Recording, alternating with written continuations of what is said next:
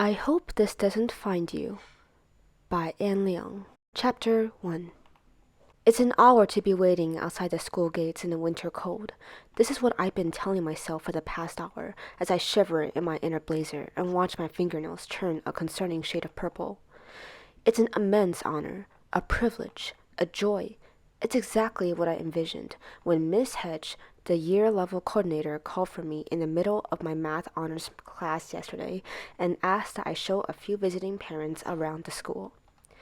"I trust that you're the right person to do it," she said with a wide smile, her gnarled hands folded neatly across her desk. "As school captain, you can tell them about how much Woodville Academy cares for its students and how well we set you up for success. Feel free to also mention all the extracurriculars you're involved in and your many achievements, like you recently came in first in the track and field regional finals.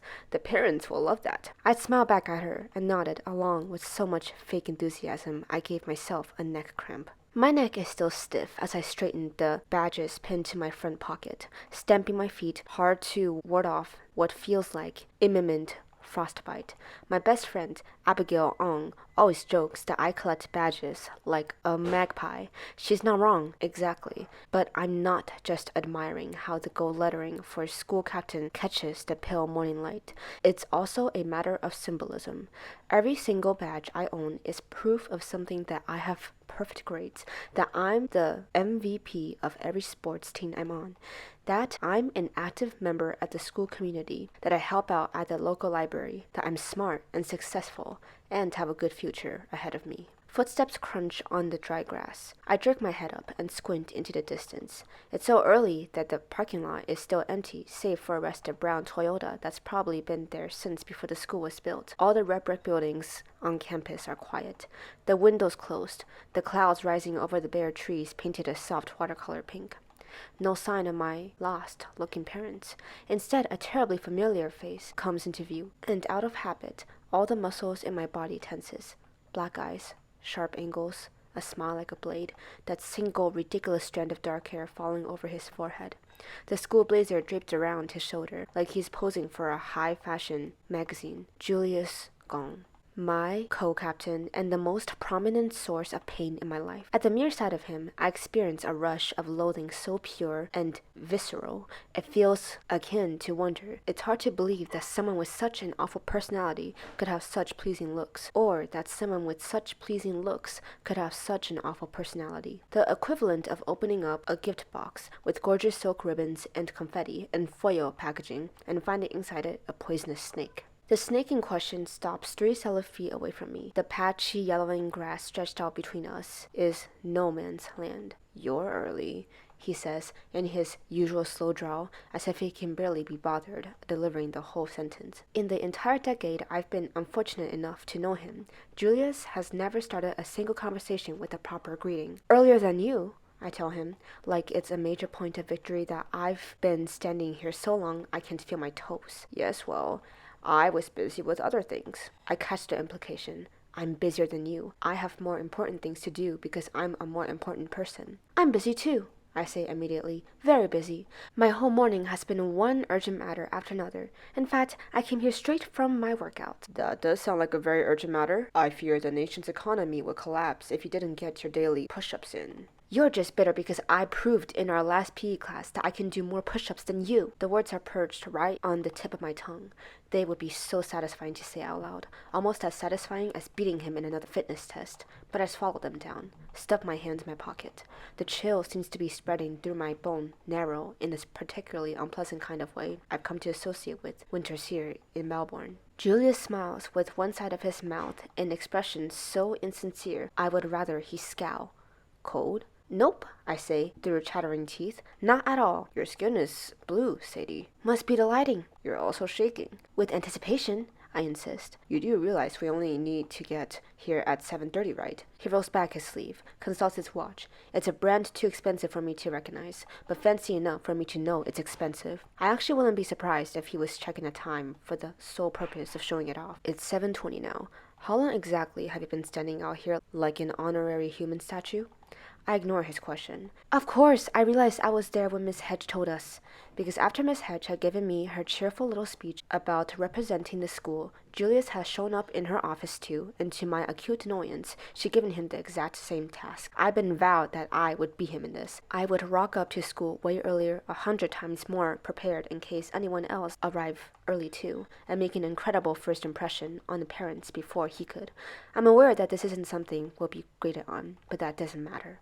In my head, I like to keep a running mental scoreboard of every test, competition, and opportunity in which Julius and I have classed since we were 7, complete with its own specific point system that makes sense only to me, plus 3 points for earning one of Mr. K's rare approving smiles, plus 5 points for hitting a fundraiser goal, plus 6 points for coming first in a school basketball tournament, plus 8 points for winning a class debate. As of now, Julius is at 490 points. I'm at 495. Thanks to the history test, I came first in last week. Still, I can't be complacent. Complacency is for losers. They better arrive soon, Julius says, checking his watch again. The vaguely American curl of his words has a way of making the disdain in his voice more pronounced. For some time now, I've suspected that his accent is fake. He's only ever set foot in the States for campus tours. There's no logical reason why he sounds like that, except he seems special. I have no interest in freezing. I roll my eyes. The world isn't made to serve you. I want to snap at him, but the world must have been made to laugh in my face because right on cue, as if he's manifested them into existence, 4 cars roll into the parking lot. The doors click open, one by one, and an auntie steps out from each vehicle. Auntie is the most accurate description I can think of. I don't mean in the blood relative kind of way, though my aunts are definitely all aunties, but at a state of mind, a particular mode of existence. It can be felt, it can be seen, but it can't be strictly defined. It has its unique markers, like the massive perms, the tattooed eyebrows, the Chanel bags, the valuable jade pendant tied together with the cheap red string, but there are also noticeable variations among them. For instance, the first auntie to strut up to the gates is wearing 6-inch heels and a neon green scarf so bright it could function as a traffic light. The auntie in the line after her is dressed in more subdued colors and has naturally stern features that reminds me of my mom. I'm not surprised that the parents' interest in sending their kids to our school all happen to be Asian. We make up at least 90% of the student population at Woodville Academy, and that's just a conservative estimate. How it came to be this way is sort of a chicken and egg question. Are the Asian kids here because their parents wanted them to attend a selective high school for gifted students, or were their parents drawn to the school because they heard there was a bunch of Asian kids here? I know from my mom it was the latter. A week after my dad left, she withdrew me from the practically all-white Catholic primary school I was in at the time and moved us to the other side of town. It's good to be surrounded by community, she told me, her voice so weary I couldn't think of anything except to go along with whatever she wanted. That day and every day afterward, people who will understand. Julius shifts beside me, and I jolt back to the present. When he moves forward, I step out faster in front of him, my model student smile snapping into place. I practice it in front of the mirror every day. Hi, 是来空光写到的吗? I say in my very best Mandarin. Are you here to tour the school? The first auntie blinks at me, then replies in smooth English with an American accent that could put Julius to shame. Yes, I am. Heat shoots up my face. Without even having to look, I can sense Julius' quiet glee, his delight at my embarrassment, and before I can recover, he's already made his grand entrance, his spine straight, chin up, the small curve of his lips broadening into a warm smile. Hello, he says, because he never has any problem greeting other people. I'm Julius Gong, the school captain, and I'll be showing you around campus this morning. I clear my throat. He raises a dark eyebrow on me, but adds nothing. I clear my throat again, louder. And this is Sadie, he says, after a beat, waving a loose hand at me, the other captain. School captain, I can't help emphasizing. My smile is starting to hurt my face. I'm school captain. I'm also said to be valedictorian. I honestly don't think they care, Julius murmurs into my ear, his voice low enough for only me to hear, his breath warm despite the freezing weather. I try to act like he doesn't exist. This is made somewhat difficult by the fact that all 4 aunties are busy scanning Julius from head to toe, like they're trying to pick out their future son-in-law. How old are you? One of the auntie asks. 17, Julius says readily. You look very tall, another auntie says. What's your height? Julius regards her with all the patience in the world. 6'1". That is tall, she says, like this is an impressive feat on par with curing cancer. It's just genetics, I'm tempted to point out. Though, of course, I restrain myself. He literally didn't even have to do anything. And you've been at the school for how long now? 10 years, he replies. Almost my entire life. I press my tongue down against the sharp edge of my teeth. This part I could answer for him, by either curse or coincidence, and I'm increasingly leaning toward curse. We entered Woodville Academy in the same year. I had been the quiet girl, the shy one, the new kid. Nobody really wanted anything to do with, while he was interesting, mysterious, effortlessly cool. He had acted as if he already knew he would one day rule the place, taking everything in with that calculating black gaze of his. Then in PE, we were placed on opposing teams for a game of dodgeball. The second he had the ball in his hand, his eyes slid to me, pinned me down. It was like those David Attenborough animal documentaries where you watch in slow motion as the serpent closes in on its prey. I was the rabbit. He was the snake. Somehow, out of the 30-something kids in that sweaty, poorly ventilated gym, he had picked me as the person to beat. But I was exceptionally good at dodging, light and fast on my feet. Each time he aimed at me, I swerved out of the way. In the end, it was only the two of us left. He kept throwing. I kept ducking. It probably would have gone on like that until the very last period. But the other kids in our class were getting tired of standing around, and the teacher had to step in and call it a tie.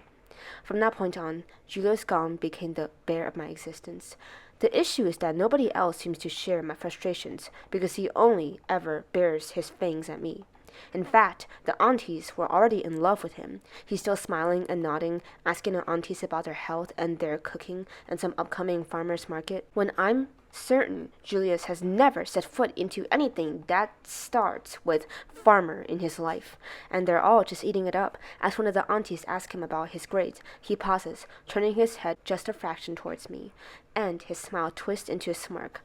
I alone can see. They're okay, he says with fake modesty. I did receive the Top Achievers Award for English just last semester, and chemistry, and economics, and physics. Wow, the aunties gush and sink. They couldn't be more cooperative. If he'd paid them. That's incredible! You're so smart. To do so well at such a competitive school, you must be a genius. Both handsome and smart. Both handsome and intelligent. Your parents really raised you well. I can imagine my own blood boiling inside me, the steam scorching my throat. To the rest of the world, he might be an angel, a perfect student with a perfect face, but I know what he really is, what he's like. We should get the tour going, I say, sweetly, clenching my teeth behind my fake bean. There's lots for us to see. Since there are 4 of you, I can show you 2 around. I gesture to the aunties standing closest to me. Neither of them look particularly happy about this arrangement. The auntie with the green scarf actually heaves an audible sigh of disappointment, which is always encouraging. And Julius can lead the way for the others. The remaining 2 women steps behind him at once, and Julius pushes open the wrought iron gates with all the ease of a host at his own party. Gladly, he says, follow me. In the back of my mind, the numbers flash like a warning sign. 3 points to Julius.